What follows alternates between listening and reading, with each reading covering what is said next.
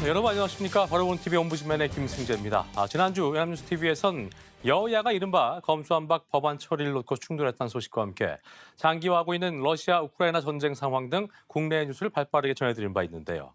오늘 연합뉴스 TV를 말한다에선 오후 5시 뉴스와 뉴스워치, 뉴스 리뷰를 중심으로 임윤주 시청자 평가원이 모니터링한 내용을 들어보시겠습니다.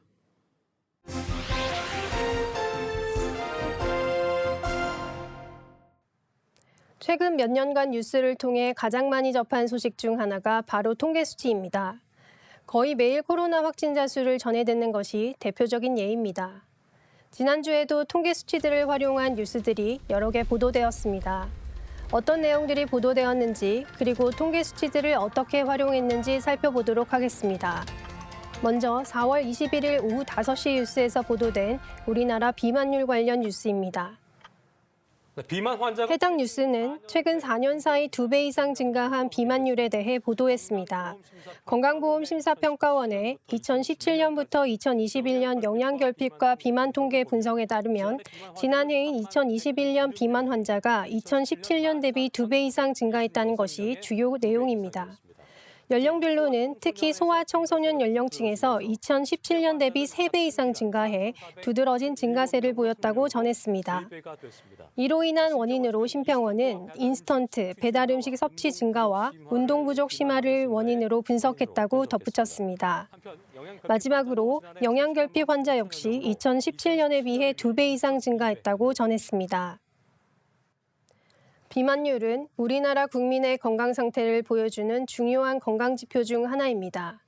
비만율은 최근 5년 동안 꾸준한 증가세를 보이며 결국 2017년 대비 2배 이상의 비율로 나타났습니다. 이는 국민 개개인뿐 아니라 사회적으로도 중요한 문제라고 생각합니다. 일반적인 자료화면 대신 지난 5년간의 증가세를 나타내는 그래프를 함께 보여주었다면 전달력이 좀 더 높아졌을 것으로 생각합니다. 건강보험심사평가원의 자료를 살펴보면 비만율이 꾸준히 증가한 가운데 특히 2018년과 2019년의 비율이 약 1.5배 차이로 큰 차이를 보입니다. 해당 연도의 비만율이 높게 증가한 것인데요. 이 당시 비만율이 높게 증가한 배경이 궁금해졌습니다. 단신 뉴스의 한계임을 이해하고는 있으나 시청자들이 해당 수치를 어떻게 받아들이고 이해하면 되는지에 대한 추가적인 정보 전달을 위해 조금 더 보완되기를 기대합니다. 요즘 배달 음식 많이 이용하고 계실 텐데요. 특히 코로나 이후 배달 음식 이용률이 많이 증가했을 것이라 생각합니다. 이를 보여주는 통계가 바로 배달원 수의 증가입니다. 이와 관련하여 4월 19일 오후 6시 뉴스워치에서 보도된 내용 살펴보겠습니다. 보도에 따르면 통계청의 2021년 하반기 지역별 고용조사 결과 2021년 10월 기준 배달원 수는 통계 집계 이래 최대인 42만 8천 명에 달했다고 전했습니다. 이러한 수치는 코로나 사태 전인 2019년 10월에 비해 22% 이상 늘어난 것이라고 덧붙였습니다. 이어 이러한 배경으로 온라인 쇼핑 활성화와 코로나 사태 영향으로 음식 배달과 택배 배송 등에 종사하는 배달원 수가 증가했기 때문으로 분석했습니다. 한편 코로나 사태와 고령화의 영향으로 보건 서비스 종사자와 사회복지 관련 종사자의 증가세도 함께 전했습니다.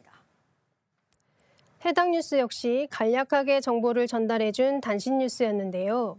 조금 더 주의를 기울이면 주어진 짧은 시간 안에도 조금 더 많은 정보를 전달해줄 수 있었을 것으로 보입니다. 우선 앞서 지적했던 것과 마찬가지로 자료화면으로 일반적인 배달원의 모습이 나타났는데요. 이보다는 그래프를 활용하면 더 직관적으로 전달할 수 있을 것으로 생각합니다. 예를 들어 보도에 인용된 2013년 통계 집계 대비 역대 최대라는 부분을 강조하기 위해 2013년부터 배달원 수의 변화를 보여주거나 혹은 2013년 대비 증가세를 보여주는 것과 같이 말입니다. 또한 보도에서는 코로나 사태 전인 2019년 대비 22% 증가한 비율임을 언급한 것과 달리 자막으로 1년 새 10% 이상 증가했다는 문구가 계속 이어졌습니다. 통계청의 결과를 살펴보면 2019년 대비 2020년 배달원 수가 약 12% 증가, 2020년 대비 2021년 배달원 수가 약 10% 증가했습니다. 코로나 사태 이후 2년간의 큰 증가세를 전달하기 위해 보도와 일치된 자막을 사용해 전달했다면 하는 아쉬움이 남았습니다. 비슷한 단신 뉴스 하나 더 보겠습니다. 4월 14일 저녁 8시 뉴스리뷰에서는 향후 우리나라 총 인구를 예측한 결과에 대해 보도했습니다. 해당 보도는 통계청의 장래 인구 추계를 반영한 인구 전망 자료를 인용했습니다. 통계 결과에 따르면 2020년 약 5,200만 명이던 우리나라 총 인구는 20년 뒤인 2040년 약 5천만 명으로 약 165만 명이 줄어들 것으로 추산됩니다. 이 중 65세 이상 내국인 고령 인구는 2배 이상 늘어날 것으로 예측했습니다. 이에 따라 유소년과 노년 부양비를 합한 총 부양비도 현재의 생산 연령 인구 100명당 약 40명에서 약 80명으로 2배 가까이 늘어날 것으로 예상된다고 전했습니다. 해당 뉴스는 총인구 감소가 예상되는 가운데 고령 인구는 증가할 것으로 추산되어 향후 총 부양비가 증가할 것을 중심으로 보도하고 있습니다. 통계청 결과를 추가적으로 살펴보면 비단 65세 이상 고령 인구만 2배 늘어나는 것이 아니라 생산 연령 인구가 전체 인구에서 차지하는 비중이 2020년 71.5%에서 2040년에는 55.7%로 떨어지며 14세 미만 유소년 인구 비중도 12.4%에서 8.9%로 감소합니다. 즉 이러한 연령별 증감의 결과로 2040년에는 3명 중 1명이 고령 인구인 결과가 예상됩니다. 이로 인해 노년 부양비가 증가합니다. 보도에서는 유소년과 노년 부양비를 합친 총 부양비 기준으로 전달되었으나 노년 부양비만 두고 보면 거의 3배 가까운 수준으로 증가하는 것입니다. 한편 생산 연령 인구의 경우 15세부터 64세의 경제활동이 가능한 연령대의 인구를 말하는데 간단하게 나이 범위를 함께 추가하여 언급하면 더 좋을 것 같습니다. 최근 일상회복이 본격화되었습니다. 이와 관련하여 4월 20일 오후 8시 뉴스리뷰에서는 학교 현장의 기대감과 학습 및 심리 결손 문제에 대해 보도한 내용 살펴보겠습니다. 보도는 일상회복을 통해 다시 등교를 시작한 학생들을 중심으로 진행되었습니다. 친구들과의 교우관계 및 수학여행 등 여러 가지 체험학습에 대한 기대감을 나타냈습니다. 학생 인터뷰를 통해 학업 성적도 온라인일 때보다 나아진 것 같다는 내용을 전하기도 했는데요. 그러나 지난 2년간 코로나 사태로 발생한 학습 결손과 사회성 회복 등은 큰 문제로 남았다고 지적했습니다.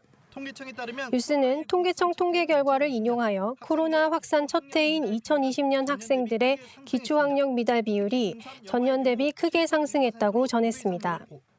특히 중학교 3학년 기준으로 영어 과목의 기초학습 미달 비율이 전년 대비 2배 이상 늘었다고 덧붙였습니다. 한편 서울시 교육청 교육연구정보원의 2021년 12월 조사 결과를 인용하여 학생들의 심리 상태를 전달했습니다.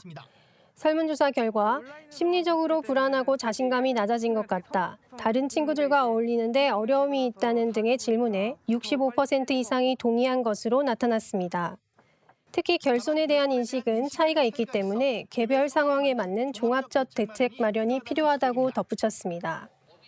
교육부는 향후 교과 보충과 기초학력 지원 등을 추진하고 심리 상담과 학생 정서 지원 프로그램도 제공할 방침이라고 전했습니다. 해당 뉴스는 전반적으로 적절한 통계 결과를 사용하여 기자가 전달하고자 한 의미와 정보가 잘 전해졌다고 생각합니다. 또한 수치 언급 시 적절한 그래프의 활용으로 전달력 역시 높았습니다. 통계청 결과를 추가적으로 살펴보면 기초학습 미달은 성별, 지역 규모별로도 큰 차이를 보이고 있어 보도에서 언급한 개별 상황에 따른 대책 마련이 필요하다는 부분에서 함께 언급하는 것도 좋았을 것이라 생각합니다. 한편 서울시 교육청 교육연구원 설문조사 결과를 인용한 부분에서 학생 1,015명으로 기재되어 있는데요. 초등학교 학생부터 중학생, 고등학생을 모두 포함하고 있어 이를 구체적으로 기재했다면 더 좋았을 것으로 보입니다. 마지막으로 국내 자동차 등록 대수 통계 결과를 그래픽을 중심으로 정리한 4월 13일 저녁 6시 뉴스워치 내 그래픽 뉴스를 살펴보겠습니다. 앵커는 국토교통부의 2022년 1분기 자동차 누적 등록 대수 결과를 인용하여 현재 국내 자동차 보유 현황에 대해 보도했습니다. 보도에 따르면 국내 자동차 등록 대수는 2018년부터 꾸준히 그 수가 증가해 오다가 올해 사상 처음으로 2,500만 대를 돌파했습니다.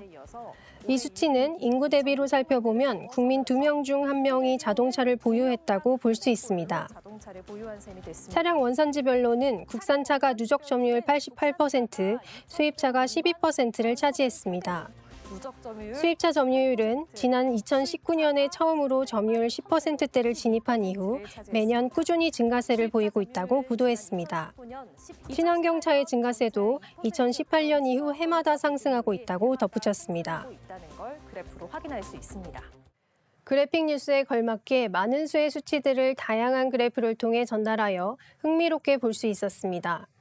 특히 친환경차의 경우 총 등록 대수 외에도 친환경차 수가 전체 등록 대수 대비 어느 정도의 비중을 차지하고 있는지도 그래프에 함께 표기되어 정보 전달력을 높였습니다. 그래픽 뉴스 외에도 통계 수치를 활용할 때 다양한 그래프를 통해 전달력을 높이고 수치가 의미하는 바가 무엇인지 조금 더 적극적으로 분석하여 전달해 주시기를 기대하겠습니다.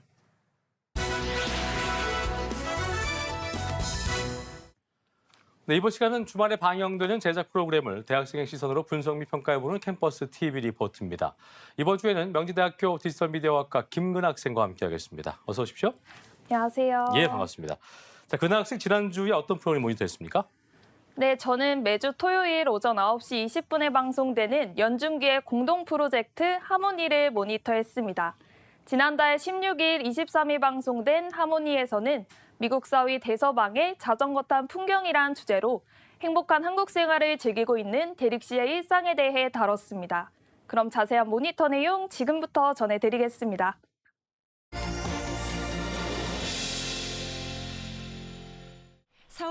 방송은 서울 도심에 위치한 부부의 보금자리와 일상을 소개하며 시작합니다. 이안은 아직 꿈나라 속입니다. 좋아요. 잘 때 제일 예뻐요. 결혼을 한 후 이제 막 우유를 뗀 아기와 함께 행복한 나날들을 보내고 있다는데요.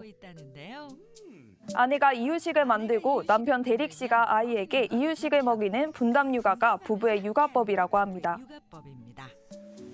얼마 전부터 어린이집에 다니기 시작한 아들 이한이를 데려다주고 집으로 돌아와 남은 집안일을 한다는데요.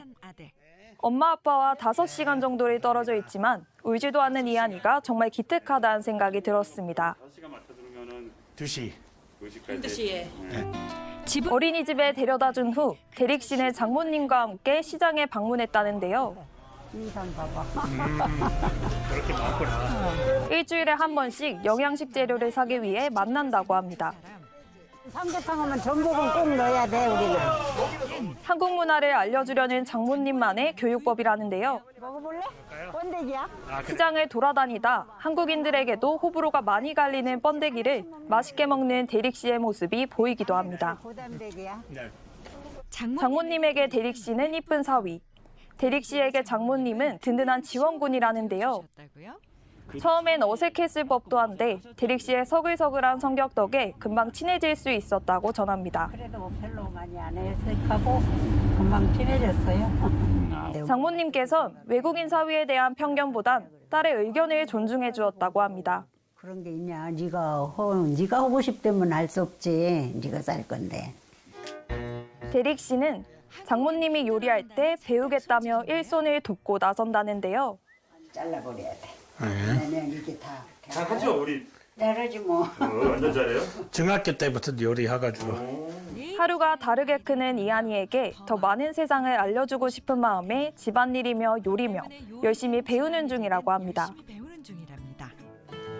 다 같이 하는 식사 자리, 이한이도 생전 처음으로 삼계죽을 맛봤는데요. 한국에서도 어려운 삼계탕을 거뜬히 해낸 대릭 씨는 미국에 계신 부모님께도 해드리겠다는 야심찬 각오를 전했습니다. 할 수 있어. 인삼만 파는지 모르겠네. 이어진 2부에선 이한이의 하원 시간에 맞춰 아이를 데리러 가는 모습을 보여주며 시작합니다.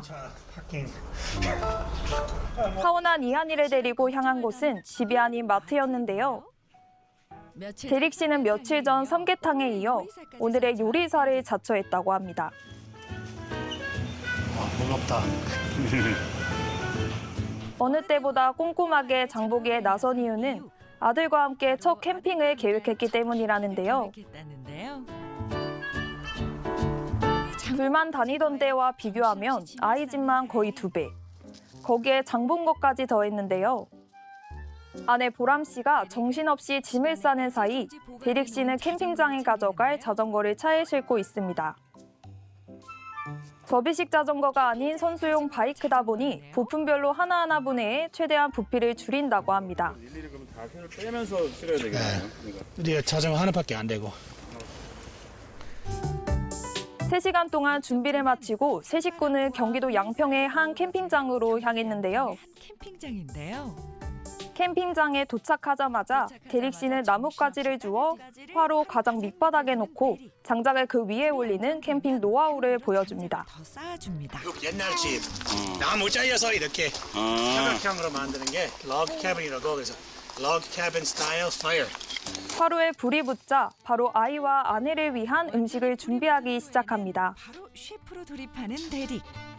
채소들은 호일로 싸서 불판 밑에 넣어주고 솔잎이 잔뜩 묻힌 고기를 그 위에 구워준다는데요. 평범하지 않습니다. 이기도 하고 위에도 하고.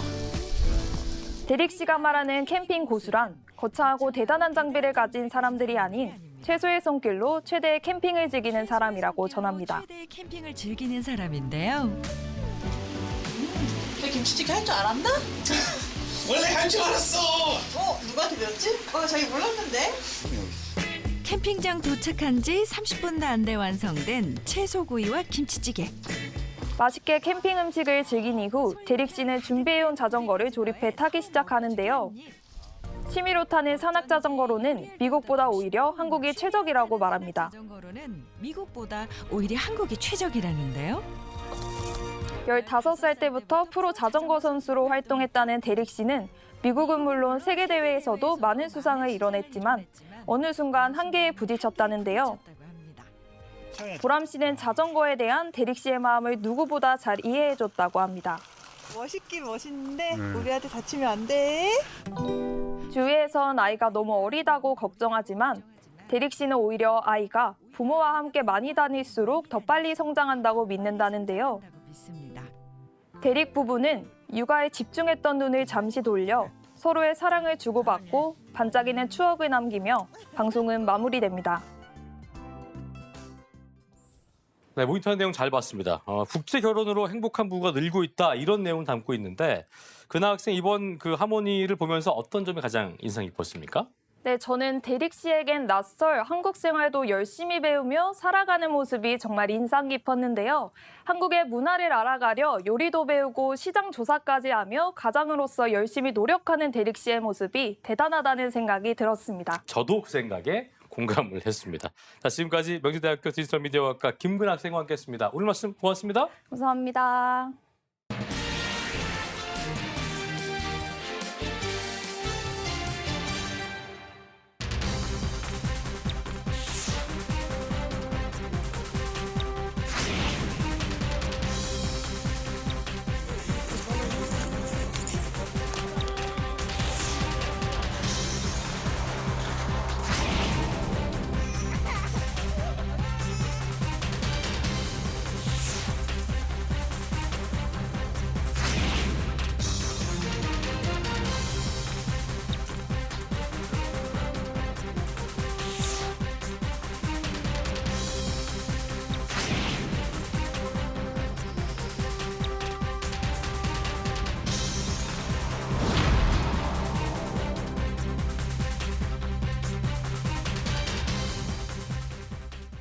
러시아의 우크라이나 침공이 2개월을 넘기면서 인적 물적 피해가 커지고 있습니다. 평화적 해결의 실마디가 보이지 않고 있는 가운데 IMF를 비롯한 주요 기구들이 올해 글로벌 경제 성장률을 낮춰 잡았는데요.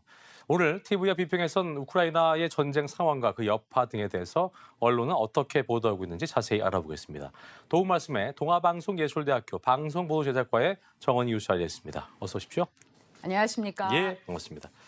자, 러시아가 여전히 우크라이나의 주요 도시에 대한 공격을 좀 이어오고 있는데요. 먼저 우크라이나의 전쟁 상황 간략히 좀 정리를 좀 해주시고 전쟁 피해 그리고 양국의 협상 등 어떻게 진척되고 있는지도 정리를 해보죠. 네, 러시아의 우크라이나 침공에 따른 전쟁이 예상보다 길어지고 있습니다. 예. 일반 시민들의 죽음을 전하는 뉴스가 연일 언론에 보도가 되고 있는데요.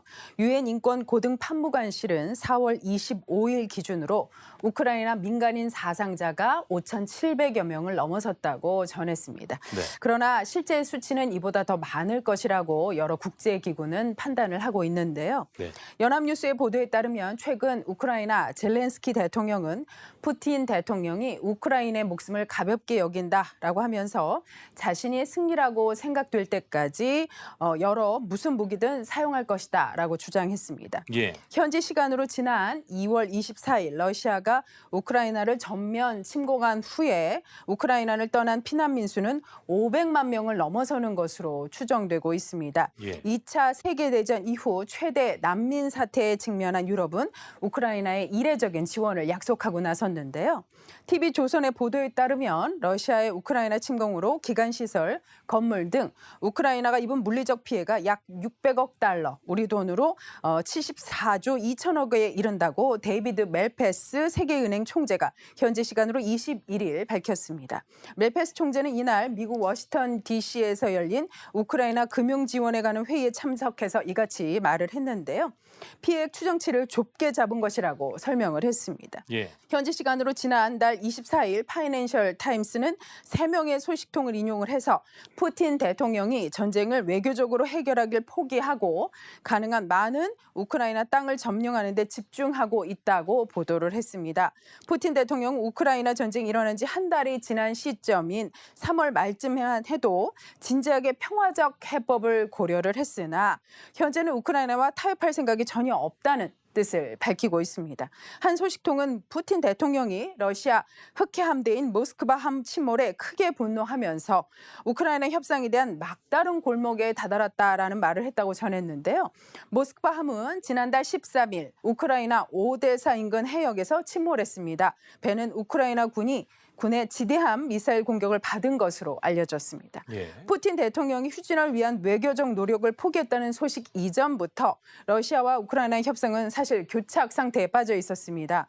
양국은 3월 말 터키 이스탄불에서 열린 회의에서 첫 번째 공동성명 초안에 합의를 했지만 그 뒤 러시아군이 우크라이나 부차와 마리우폴 등 도시에서 민간인을 학살했다는 사실이 확인되면서 분위기는 냉각됐습니다. 그랬군요.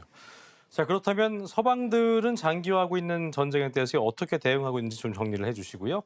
러시아의 핵 위협, 또 그리고 앞으로의 전망 등에 대해서 언론이 어떻게 보도하고 있는지도 짚어보죠. 네, 연합뉴스의 보도에 따르면 존 파이너 백악관 국가안보국 보좌관은 지난달 24일 미 MBC 방송에 출연을 해서 우크라이나에 대한 군사 원조가 엄청난 영향을 미치고 있다고 강조를 하면서 예. 더 많은 것을 발표할 수 있을 것이다 라고 말했습니다.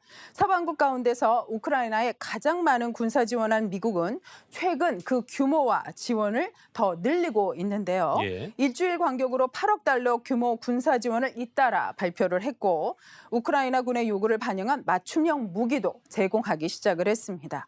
우크라이나는 더 많은 강력한 중화기 지원을 촉구하고 있습니다.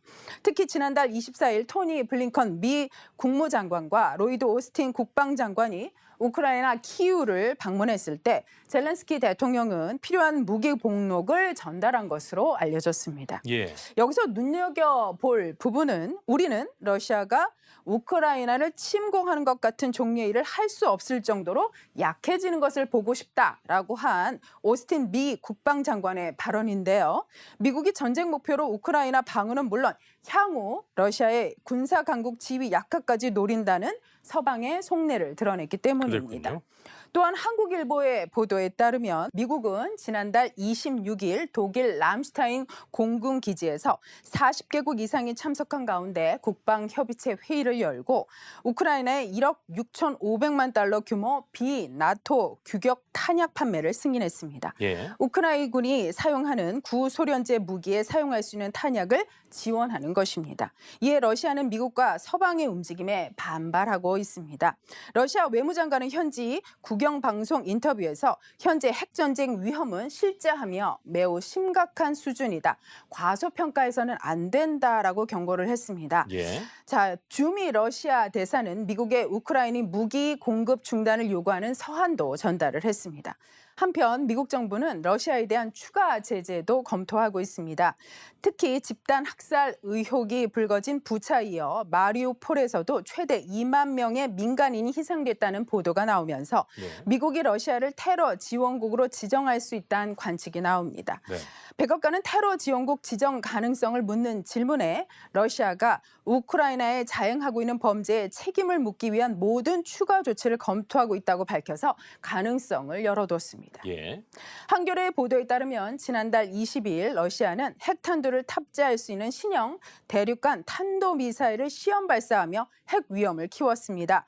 하지만 미국은 이를 사전에 통지받았다고 하면서 미국과 동맹이 위협되지 않는다고 평가절하했습니다. 예. 러시아 국방부는 샤르맛 시험 발사는 이번이 첫 번째이며 테스트 과정을 마무리한 뒤 실전 배치될 것이라고 밝혔습니다.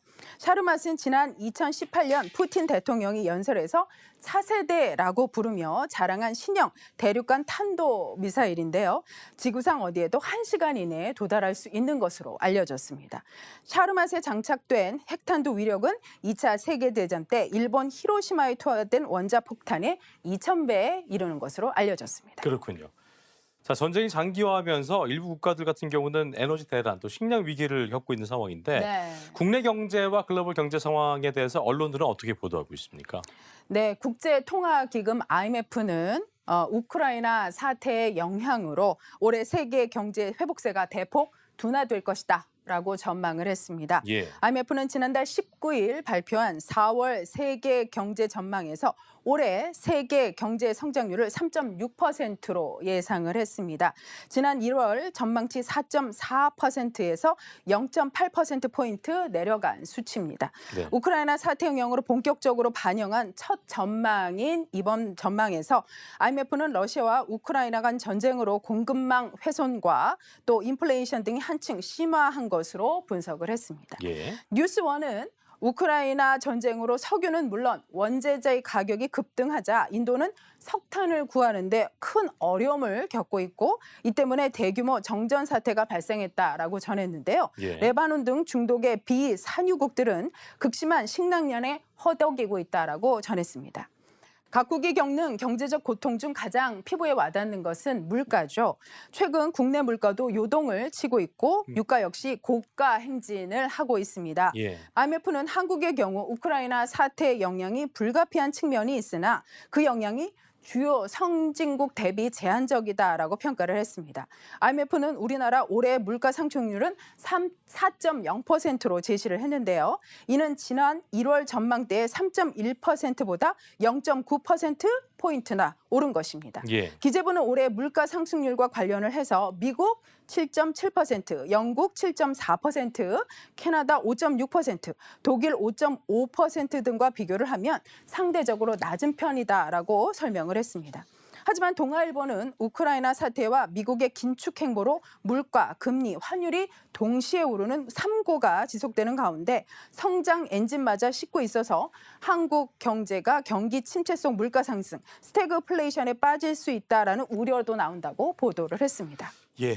자, 러시아의 같은 침공으로 글로벌 경제는 물론이고요. 국제 정세가 그야말로 급변, 요동치고 있는 상황인데 끝으로 이렇게 전 세계가 불안정한 상황에서 언론이 어떤 역할을 해야 될지 짚어주시죠. 네, 여러 언론에 따르면은 우크라이나 전쟁이 러시아와 유럽 그리고 미국 간의 관계를 적대적으로 만들고 있고 세계 경제와 국제 질서 전반을 흔들고 있다라고 합니다. 우리나라의 경제 안보에도 크나큰 충격을 주고 있는데요. 미국과 서방의 대러 제재에 말맞추어서 우리 역시 제재에 가담을 하면서 한러 관계는 사실상 거의 중단이 됐고 러시아와 관련된 많은 기업들도 막대한 손실을 입고 있습니다. 반면에 북러 및 국증 관계는 더욱 강화되고 있는 상황입니다. 따라서 우리는 이 국제 질서 변화에 민감하게 반응을 하고 분석하면서 현명한 국가 전략을 채택해야 할 때입니다. 게다가 세계 경제가 많이 흔들리고 있죠. 우리나라에도 갈수록 크나큰 영향을 줄 것으로 판단이 됩니다. 예. 이때 언론이 안보, 국제 정세, 세계 경제 상황에 대해서 민감하게 반응을 해야겠습니다. 시시각각 변하는 상황에서 정확하고 신속한 보도를 통해서 국민의 알 권리와 그리고 좋지 않은 상황이 발생할 수 있음에 대해서 빠른 대처까지도 언론에서 챙겨야 할 것입니다. 알겠습니다. 자, 지금까지 동아방송예술대학교 방송보도제작과의 정은희 교수와 함께했습니다. 오늘 말씀 고맙습니다. 고맙습니다. 예. 자, 저희 옴부즈맨 제작진은 여러분의 다양하고 소중한 의견들을 기다리고 있습니다. 방송을 보시고 느낀 소감을 연합뉴스 TV 홈페이지 내 시청자 게시판이나 SNS로 보내주시면 됩니다. 저희는 다음 주 이 시간에 다시 인사드리겠습니다. 여러분 고맙습니다.